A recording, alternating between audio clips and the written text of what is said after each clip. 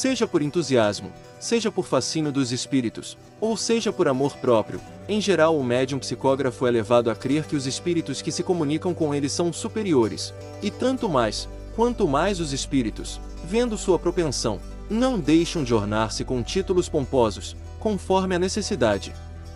Segundo as circunstâncias, tomam nomes de santos, de sábios, de anjos, da própria Virgem Maria, e fazem o seu papel como atores, vestindo ridiculamente a roupagem das pessoas que representam. Tirai-lhes a máscara e se tornam o que eram, ridículos.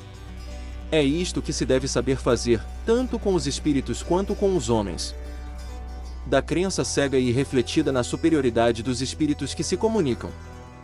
A confiança em suas palavras é apenas um passo, assim como acontece entre os homens. Se chegarem a inspirar essa confiança, alimentam-na por meio de sofismas e dos mais absurdos raciocínios, ante os quais frequentemente a gente baixa a cabeça. Os espíritos grosseiros são menos perigosos, reconhecemo-los imediatamente e não inspiram mais que repugnância. Os mais temíveis, em seu mundo, como no nosso, são os espíritos hipócritas, falam sempre com doçura, lisonjeiam as inclinações, são meigos, manhosos, pródigos em expressões carinhosas e em protestos de dedicação. É preciso ser realmente forte para resistir a semelhantes seduções. Perguntareis, onde está o perigo se os espíritos são impalpáveis?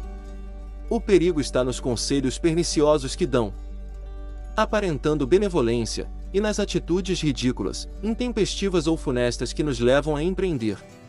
Já vimos alguns que fizeram certas pessoas andarem de região em região em busca de coisas fantásticas, com o risco de comprometer a saúde, a fortuna e a própria vida.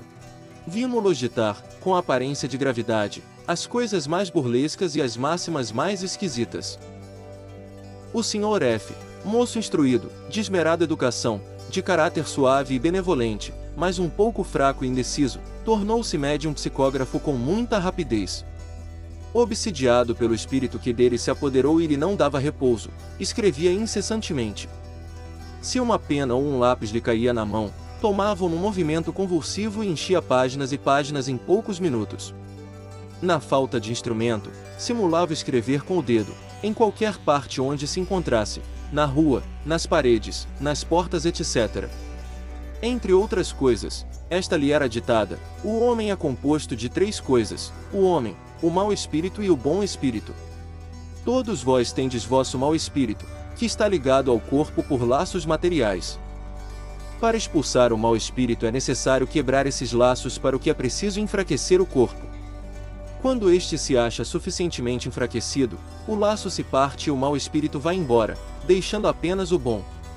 Em consequência desta bela teoria, fizeram-no jejuar durante 5 dias consecutivos e velar à noite. Quando estava extenuado, eles lhe disseram: agora a coisa está feita e o laço partido. Teu mau espírito se foi, ficamos apenas nós, em quem deves crer sem reservas. E ele, persuadido de que seu mau espírito havia fugido, acreditava cegamente em todas as suas palavras. A subjugação havia chegado a um ponto em que, se lhe tivessem dito para atirar-se na água ou partir para os antípodas, ele o teria feito. Quando queriam obrigá-lo a fazer qualquer coisa que lhe repugnava, era arrastado por uma força invisível. Damos uma pequena amostra de sua moral, a partir daí pode-se julgar o resto. Para ter melhores comunicações é necessário primeiro orar e jejuar durante vários dias, uns mais, outros menos. O jejum enfraquece os laços que existem entre o ego e um demônio particular ligado a cada ser humano. Esse demônio está ligado a cada pessoa pelo envoltório que une corpo e alma. Esse envoltório se enfraquece pela falta de alimento e permite que os espíritos arranquem aquele demônio. Então Jesus desce ao coração da pessoa possessa, em lugar do mau espírito. Esse estado de possuir Jesus em si é o único meio de atingir toda a verdade e muitas outras coisas. Quando a criatura conseguiu substituir o demônio por Jesus, ainda não possui a verdade. Para tê-la, é necessário crer. Deus não dá a verdade aos que duvidam, seria fazer algo de inútil e Deus nada faz em vão. Observe-se que em tudo isto nada há de grosseiro ou banal. É uma série de raciocínios sofísticos encadeando-se com aparência de lógica. Nos meios empregados para enganá-lo há realmente uma arte infernal e, se nos tivesse sido possível relatar todas essas manifestações, ver-se-ia até que ponto era levada a astúcia e com que habilidade para isso eram empregadas palavras melífluas. O espírito que representava o papel principal nesse negócio dava o nome de François Delois, quando não se cobria com a máscara de um nome respeitável. Mais tarde viemos a saber o que esse tal Delois tinha sido em vida, e então, nada mais nos surpreendeu em sua linguagem. Mas no meio de todo esse cansativo discurso era fácil reconhecer um bom espírito que lutava, fazendo de quando em quando ouvir algumas boas palavras de desmentido dos absurdos do outro. Havia um combate evidente, mas a luta era desigual. O moço se achava de tal modo subjugado, que sobre ele a voz da razão era impotente. O espírito de seu pai, notadamente, lhe fez escrever as seguintes palavras: sim, meu filho, coragem. Sofres uma rude prova, que será para o teu bem no futuro. Infelizmente, no momento, nada posso fazer para te libertar, e isto muito me custa. Vai ver Allan Kardec, escuta-o, e ele te salvará. Efetivamente, o Sr. F. veio procurar-me.